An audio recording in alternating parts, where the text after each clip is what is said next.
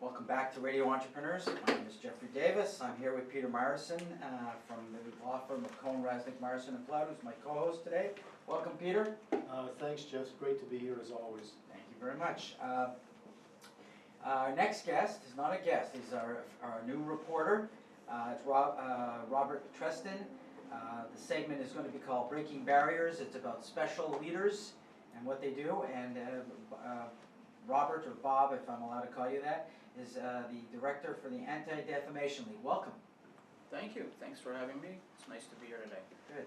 Well, I spent my career trying to help leaders to break barriers, to put themselves up at a special level, because special leaders create special organizations. And I'm glad that we're going to be talking about that every month with you. Well, leaders have the ability to make a real difference. Right. And make a difference for communities and the people around them. So those qualities are critical, and it's what moves the country forward. Right. So, you know, you've been pretty active lately. I mean, there's always a lot of data for you going on in America. So what's going on in your world? Where are you seeing leaders, or lack of leadership, or great leaders? Well, there's different kinds of leaders, Jeff. There are the ones who are at the, holding the flag with a lot of other people following them.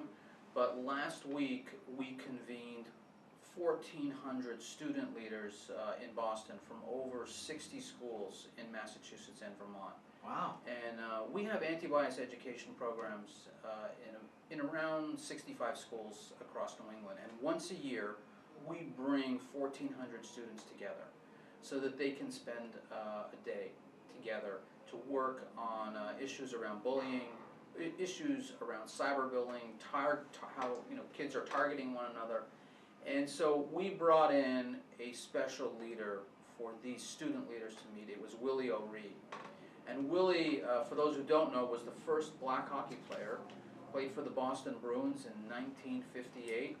And actually, he played against the Bruins' rival, the Montreal Canadiens. Right. And he broke the color barrier. In hockey. In hockey. Right. So a lot of people refer to Willie as the Jackie Robinson of hockey. And he was our keynote speaker to really give these student leaders some real inspiration. Was Willie an American or a Canadian? Because I would want to sort of get that. Do you know? Willie is Canadian, and that's an important point, Jeff, because Willie always refers to himself as the first black hockey player, not the first African American hockey player. Right. And he lives in San Diego, but he's still Canadian. Well, because Canada has a different history, clearly a different history, and a different philosophy about blacks, if we'll use that term since you did it, because Canada was the destination for the Underground Railroad. And so there's integration of blacks into the community is different in Canada than it has been in the United States. So coming to play here, he was going against white French Canadians playing hockey, white Canadians, but going to American cities that weren't necessarily receptive to blacks. Is that correct? No, that's right. And in fact, Willie's grandparents were slaves who got into Canada through the Underground Railroad. So he has that connection.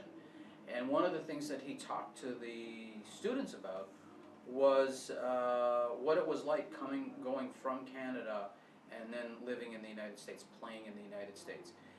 And he made two important points. One was that as a player, as a professional hockey player who was on the ice, he was the target of all sorts of racial slurs and taunts, and people being aggressive with him From fans on the ice. And players? Fans and opposing players, some opposing players, but he made it clear never his teammates.